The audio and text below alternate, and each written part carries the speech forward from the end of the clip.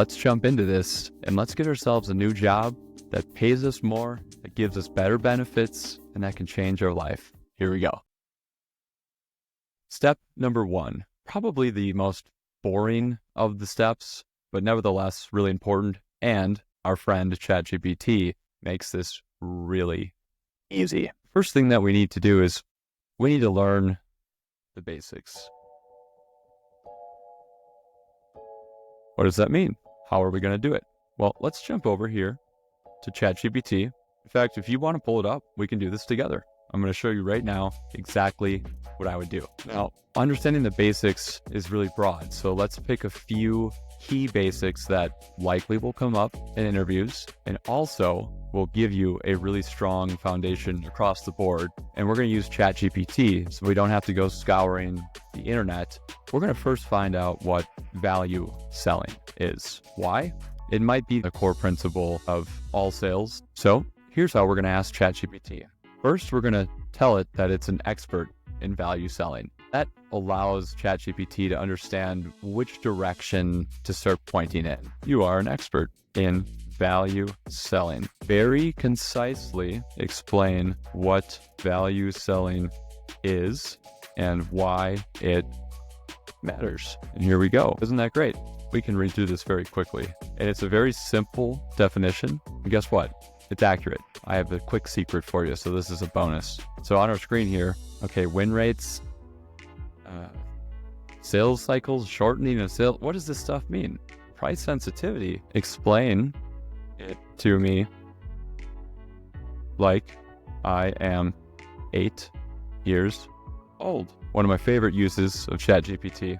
Let's go ahead and check this out. Value selling is like helping a friend pick out the best toy, not just because it looks cool, but because it makes their playtime way more fun. I can already tell you that this is an excellent analogy.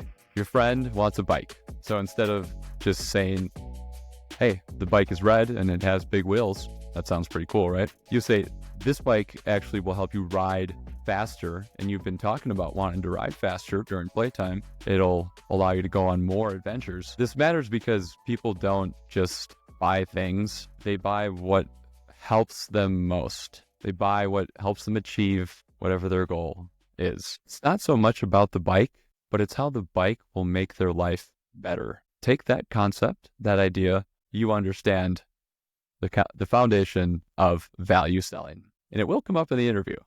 And if it doesn't, you should bring it up and share that it's something you're familiar with. We can take this one step further because we want to know a little bit more about the entry-level sales roles. Why don't we get an idea of what they do? What does an entry-level tech sales rep do on a day-to-day basis? Very concise. I always like to add that in there. May as well make life easier and read less. Okay, so now we've got a little bit of a job description. This is really helpful. Although I'm still seeing some of the lingo, the terminology, CRM, qualifying leads. What? Explain this to me like I am 5 years old. Tech sales rep is like a friendly helper who finds people who might need a cool new toy, like a bike, and tells them about it. So they go find people and they tell them about this cool product, but they are going to explain it using the value selling method. So they're not going to talk about the product. They're going to talk about how the product will make the people that they find lives better. You're going to call them, you're going to message them and let them know that you have a toy that can help them out because you see what they're trying to do and you see that the toy can help them. You're going to ask them questions to see if the toy is really what they need. Do they really need a bike that goes faster, or do they just think that they want that because their friend has it and actually they want a bike that can maneuver through difficult terrain? You're also going to write down what you learn in those conversations about the toy. It's really important to remember later. A lot of people are going to say, hey, I like the bike, but it's not a great time for me to spend money on a new bike. Maybe in 3 months from now. Can you give you a call back then? Yeah, absolutely. We want to remember that. We want an alert, an alarm, something that tells us in 3 months, remember this person? They wanted the bike. Reach back out to them. Now you can continue with step 1 if you want to explore more, but remember your prompt about explaining things like you're 5 years old, 8 years old, whatever. You can see how awesome it is. But let's move. And number 2 sounds a bit trickier, but I think it's more fun. We need to understand the skills that these tech sellers have so we can acquire them quickly. It doesn't mean you need to be an expert. In fact, that would defeat the point of an entry-level role. These roles very often have pretty elaborate training programs designed to help take you from no experience to ultimately a career in tech sales. That being said, some companies, while they are looking for entry level, may not have a very elaborate program for these entry level positions built out yet. How would you know? Well, you can ask in the interview, but also just as a general rule of thumb, the larger the organization, likely the more built out the program is, and the more prepared they are to take on entry-level reps that don't have experience. Doesn't mean you shouldn't apply for every job out there that you're interested in. But as I said before, this is all about using ChatGPT to make our life easy. So let's do that once more. Now, we want to focus on skills within the communication, persuasion, and objection handling departments, because those are going to be the key skills that you want to display in an interview, and that will also lead you to success in the job. A few ways you can do this, but let's keep it simple. Let's give ChatGPT a little more context of what we're going for now so it can help us out. I do not have sales experience or a degree, but want a job in tech sales. Now let's try this one, because I think this will be very useful. Craft me 3 examples of what a sales email may look like, but continue using the toy analogy, and let's see what we come up with. No reason to talk about complicated software when it's just a widget, and we can talk about a bike. Here's a cold outreach. What does that mean? It just means you're reaching out to somebody new. That's all. Hi, noticed. In fact, I would actually take the I out of there. Be a little more casual. Don't talk about yourself. Notice that you love building cool things. And how would you know that? Well, they probably have it on their LinkedIn profile. But maybe your current toys don't snap together as easily as you'd like. What if there's a better way? Now we bring in a little bit about our toy and how it's going to help them achieve their goal. So our toy is designed to help kids like you. Let them know this is for you. This is made for people like you. Helps them build faster, bigger, fewer missing pieces, etc., etc. And then this last part, I'm just going to call this out. It's called a call to action. Let me know, and I can set up a time that works for you. Without that call to action, nobody's going to reply. You can see this isn't rocket science. Simple formula. You point out something that you found out about them that would lead you to believe that this toy would help them in their life. Just very brief. Nobody's got time for anything these days. Very brief. Almost like a text brief, but use, good grammar, full sentences, and then ask them if they'd like to meet. You got that. You can do that. You don't need a degree for that. A couple other examples, a follow-up email. So what happens when they don't answer? Well, that will be the vast majority of the time on the first email. So in a couple days, send an email again. Hey, etc. A few examples. If you want more, you can ask. And here we go. Gave us this nice little structure. Identify a pain point, offer a better solution for any of your cold outreach. Anytime you speak to somebody on the phone, always send a follow-up email. Keep the momentum going. Keep them excited about the toy. And if they give you an objection, what is that? May as well ask, what is an objection? There you have it. Simple, right? It's just when somebody says no, or I'm not sure. They say anything other than yes, basically. And they're going to have a lot of different reasons why. I don't need a new toy. They think they're fine without it. This toy looks too complicated.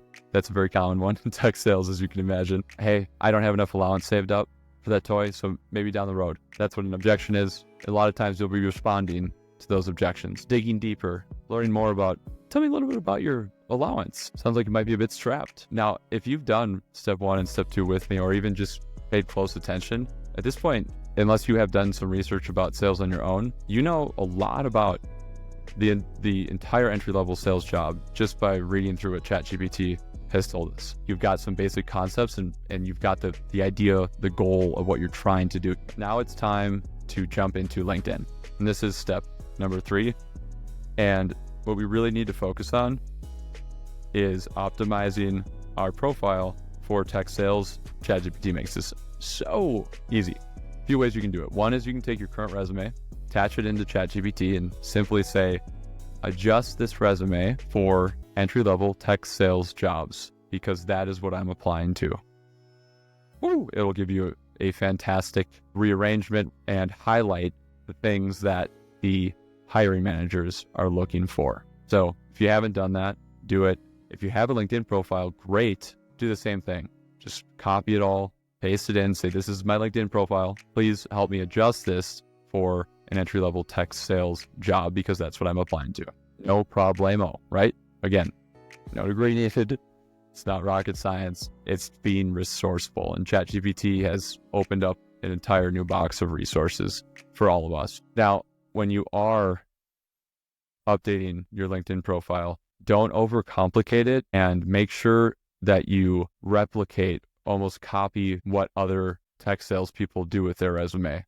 You don't want to reinvent the wheel and come out with something brand new. No, we go onto YouTube because we have our familiar faces, the YouTubers that we like, the content that we like. In fact, I would imagine I'm not the only one here who falls asleep to YouTube videos all the time.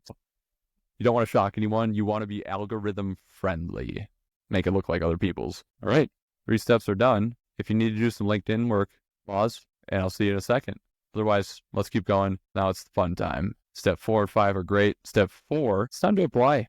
We're not going to wait around. Let's start applying to jobs. Now, the reason that we can do this so quickly is because we have done the step of number 3. If you haven't done number 3, the LinkedIn step, that's essential because you are going to find a ton of these jobs on LinkedIn. So what do? You ask ChatGPT, give me step-by-step instructions very concisely on how to find entry-level tech sales jobs on LinkedIn and apply. Okay, beautiful. We go to the jobs tab. We're going to search SDR or sales development representative and or BDR, business development representative. Why? Because that's the name of that entry-level job almost all the time. And that is definitely the role that is most often looking for people that don't necessarily have any specific background. Several people that I've interviewed over years had no formal education, absolutely no sales experience. They're rock stars today. There's no reason why that can't be you. Seriously. Looks like it's also going to give us a little bit on how to optimize our profile. So great. We got some extra info here. Easy. Now, it's giving you more and more info. You can read through these things, and if something catches your eye, hey, I want to know more about that. I'm ready to prepare for the interview. Awesome. Dive into that little rabbit hole and then pull yourself out and come back because we've got our last step, which happens to be number 5, prepare for the interview and ace the interview. So let's just call it interview. And as we already see, ChatGPT is ready for us. So let's go ahead and see what we can find here. Help me prepare for interviews. Okay. I love the way it starts. I totally agree. In fact, this was the first, I can't make this up, the first question that I was asked to actually prepare in the first BDR job that I got at Oracle NetSuite. They wanted to know, why sales? Not everyone can answer that question. And maybe you can't right now. Maybe it's money. That's not a bad answer. Obviously, you want to elaborate a little more. We are looking for people who are in some capacity money motivated, because that is the carrot that is dangled in front of you in a tech sales job. You figure out your why, and you can see here's a good example. It's simple.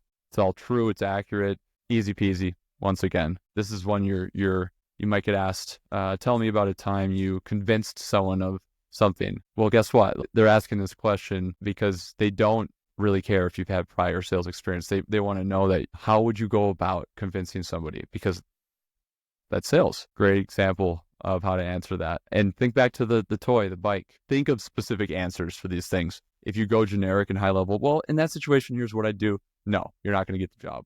Just take a minute, think. How would you respond if prospect says, not interested? Great little formula it gives you. Easy. We're not going to go through this whole thing, but if you've stuck with me and you've executed this with me, or if you are about to execute it, hats off to you. Just based on that, of you doing something about it right now, I would say your future is bright. If you have questions, you're not sure about something, leave a comment. I am 100% going to answer you and help you out. I really want to show people that don't feel that they have the background or experience to make a lot of money that they do. And if that's you, you are absolutely capable of making a lot of money. And this is a really good route to do it, and something that you can make happen very, very soon, as long as you start today. So our 5 steps with our friend ChatGPT, who helps us so much during this, is learning the basics, the toy, the value selling, understanding what skills are necessary and what the job actually entails. A lot of seeking people that look like they could use this toy and reaching out to them and working hard to get them on the phone to talk about the toy and how it's going to benefit their life. LinkedIn is the #1 place where jobs, entry-level tech sales jobs, are listed. That's why we're talking about it. You've got to have it. In fact, if you don't have a LinkedIn, that will be a red flag to the interviewer. There's no reason why 2 days from now you can't be starting your first interviews. If you end up applying to a lot of jobs, which you absolutely should, there may be a little bit of a lull. And I went through this multiple times where you don't hear anything and you'll get frustrated. Don't quit. Just keep applying, 3 to 5 a day, and you will start getting those email responses to set up interviews within a month, probably less. Thanks so much, everyone. Like, comment, and subscribe if you found this valuable. There's going to be a lot more very specific content like this that is going to help you, whether you are interested in tech sales, you are in tech sales, or you're looking to improve upon the skills that salespeople master and are experts at. Before I let you go, just a reminder, as always, folks out there across the world, make sure that every day you get up and you get at them. Thanks, everyone.